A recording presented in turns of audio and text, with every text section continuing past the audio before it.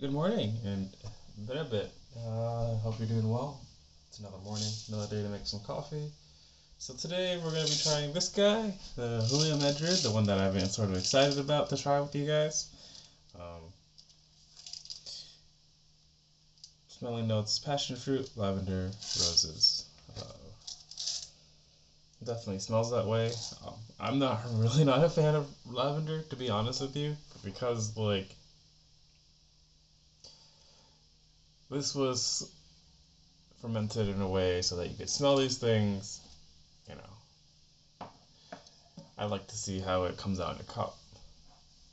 My friend had made me a drink. It was a latte. It was like a cafe meal, and he had it like he wanted it to be like a warm drink, and so he added like a dash of lavender, and I absolutely hated it. I thought it was interesting and how dynamic the flavors changed within the cup of coffee because it was because instead of it being like a regular like black coffee, it was like a espresso drink with milk and a bit of like flavoring, right? Oops.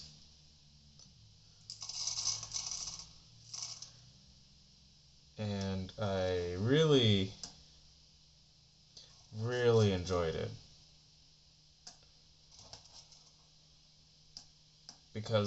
not because of the flavor profile, but more kind of like how it changed. Because it was warm, and then it sort of switched up on me, and I was so surprised.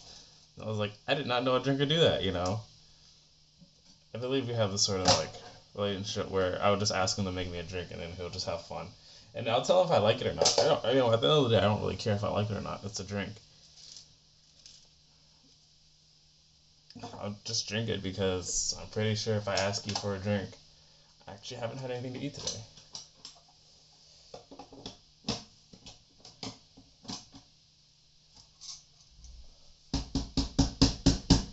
So I have one complaint about this Opus, and you just need to tap it after every brew. I don't know. For me, the reason why is because like grounds get stuck in the chute, and so like by tapping it, you can get most of that grounds out. But I just find that it's kind of like a waste. Okay.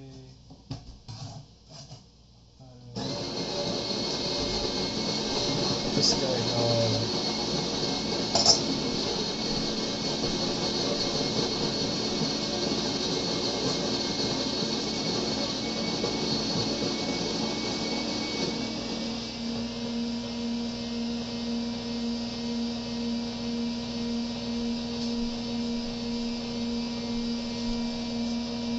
Oh, this might taste different. So, I've been experimenting with my Sumatra to sort of find a decent dial-in for the Hario, and I think I kind of got lazy, and I was just like, oh, I think this is good enough for me. And I didn't set it back down to 7 when I did this one, so this one was at setting at like a notch below 8.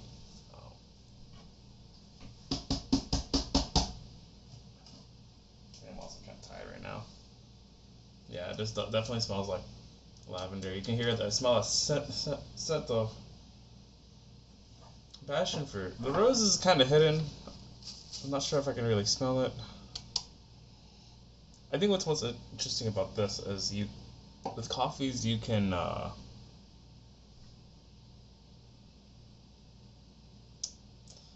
smell it, right? But you can also you may not smell it when you drink it, you know. Or like what's also interesting, I would say, is that there's so much. I don't want to say flavor, but sure, there's so much different flavor profiles when it's roasting. But yeah,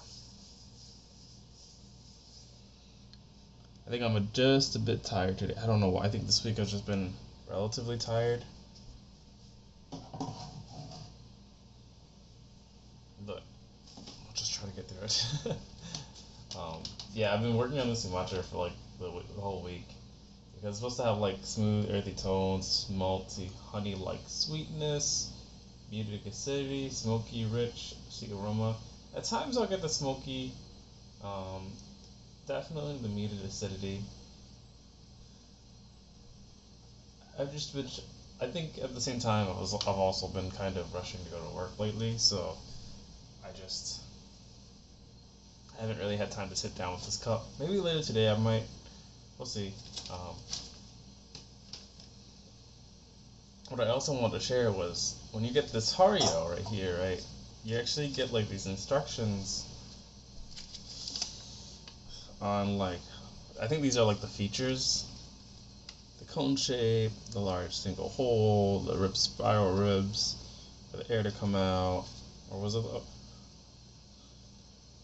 the space allows the air to escape when brewing to maximize the expansion of the ground coffee, because it'll grow as you brew.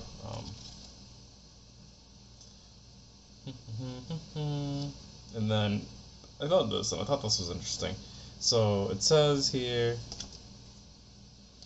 10 to 12 grams is normally good for one serving, 120 milliliters, and that's like, so with me I'm using what is it? I'm using 20 grams, 340 milliliters of water. This one's, I think, is telling me 10 to 12 grams for 120 grams of water, which is like,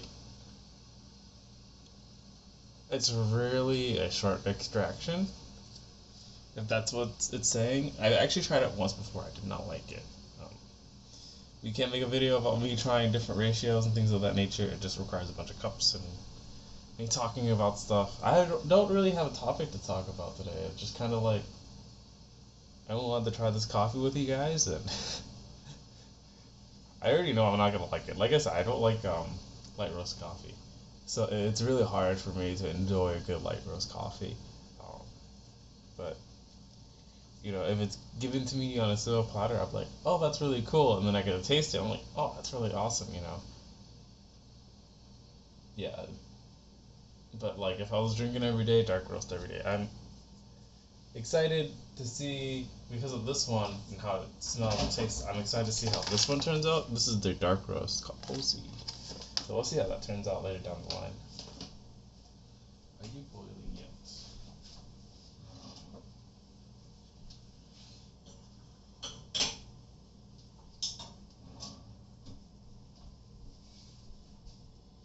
The one thing I do want to say is water quality is important. I'm not sure if I went over it in my last video, but to say the least, the reason why water quality is so important is because depending on where you live and what you do with your water, the coffee is going to taste different every time. I've noticed that Water Street, their coffee usually tastes acidic. I've noticed that other places, they aren't as acidic, but they're not on RO. You know, they just use filtered water, which is fine. Some places I've had, and I've just had like water that they use for tap water, and it's been great. And that's kind of interesting because like sometimes, because I'm not a fan of acidic coffee, and I think that when it's super, I'm not even mentally measuring it, when it's super clean, like whether it's distilled or using a reverse osmosis system to sort of filter your water with, I don't really like it. I can understand from certain perspectives where, like, you know, minerals will destroy your machines. You know, you want to make sure that your machines last a whole lot longer, but I feel like sometimes out of preference, and this is really just preference on my end, is that you're not getting, for me, you're not getting a good cup of coffee. And again, that's preference, you know. Some people like it acidic, you know. For me, it's like eating an orange peel, in a way. Or even like when IPAs became a thing. I hated IPAs. It was just, for me, it just reminds me of this taste that I don't want to have in my mouth, just because like the way that I view coffee is such that like it shouldn't need it, you know. It shouldn't need this weird acidity in it. You know, it's black, it should be dark, it should be roasty. That's how I always thought of coffee was, you know. And I never thought of taking coffee to sort of the next level, to a fancy level. I always thought this is made specifically for consumers. You know, we drink coffee every day to go to work. You know, I don't want to say it's a drug, but it's like one of those consumables that just rides the world, or at least maybe 80% of the world. I'm not sure. It's not. I don't think it's like 100% for sure, because I've talked to people and some people don't even drink coffee. So I think that's pretty funny. But like, I know a lot of people from Massachusetts, at least. You know, I forget what the slogan was. America runs on coffee? I don't remember. It's been a while since I've been. Something runs on Dunkin's. I believe that was the quote. I always felt like anytime I had talked to anybody in Massachusetts, it was always like, yeah, it's like a Dunkin' Donuts like down the street. You know, it's like walking distance. And for me, that was actually pretty crazy, because then I moved out here in Michigan. Dunkin's is not down the street. I mean, maybe in the bigger cities, but like cities like where I live right now, it's not. It's definitely not.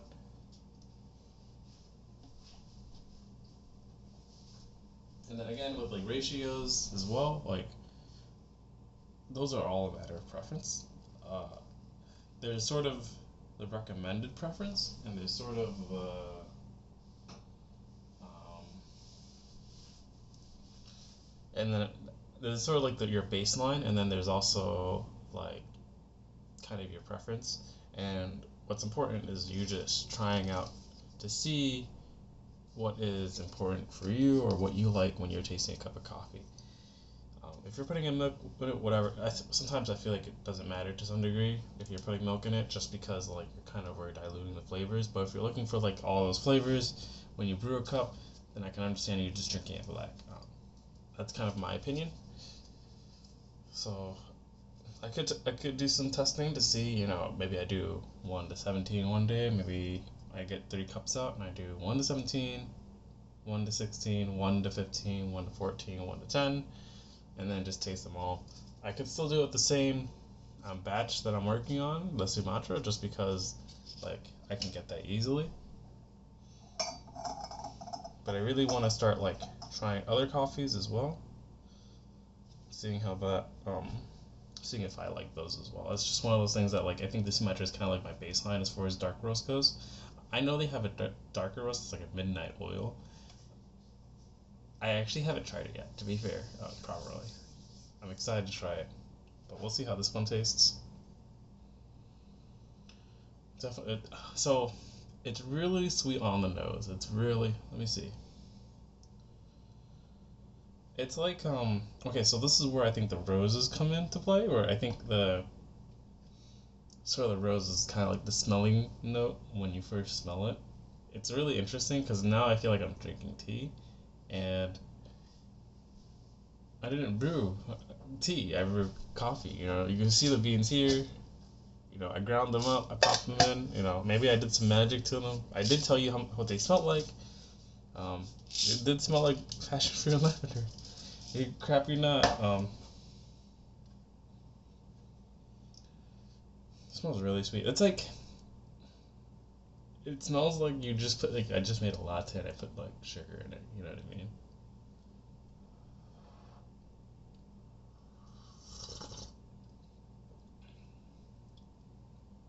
Oh, there's that like passion fruit bitterness. Oh, it's a little bitter than I expected. I think because of the setting.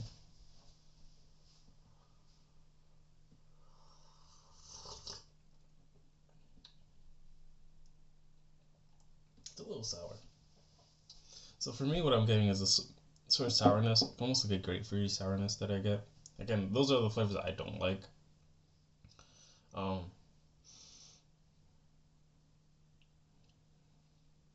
Yeah, it doesn't have any of like the roasty flavors like the Sumatra would have. Sort of like on the far end. Um, the the way that I always view it is like if you've ever had Scotch or whiskey in that nature, um, they have like a smokiness to them or like a peaty smoke that you would have as an aftertaste. And so like usually whenever I drink a dark roast, I'm trying to like sort of emulate that. Yeah, for me, I'm just trying to like in a way I'm trying to emulate it, not completely, but I like my dark roasts because like the flavor profile extends past the drink, um, and I really enjoy that for the most part.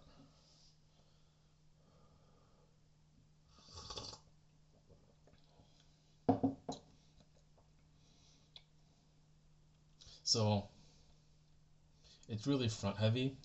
Um, like the flavor profile really hits you at the front,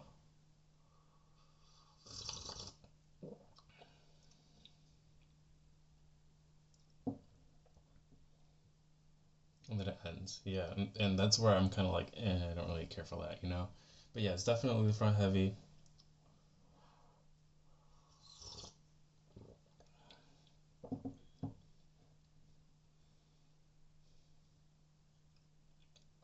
Yeah, I think this is really enjoyable for those who like light roast. Um, it's crazy to know that coffee can be made this way. I would think. I wouldn't say that I enjoy it, but what I would like to do, and I know some people are gonna be cringing about that. I will kind of want to do 10 grams or 12 grams of this, then 8 grams of the Sumatra, and see how that turns out. Um, and that's gonna be like a small experiment because I really want to have that back end flavor profile. I think the front is kind of nice. I mean, for me, I don't really care for it, but at least there's something there.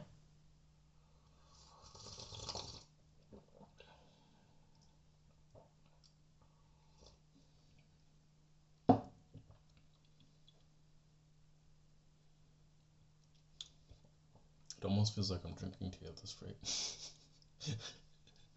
All right, I think that goes it. I think they're doing a great job. I really enjoyed this. I'm gonna get ready for work. Take it easy. Bye.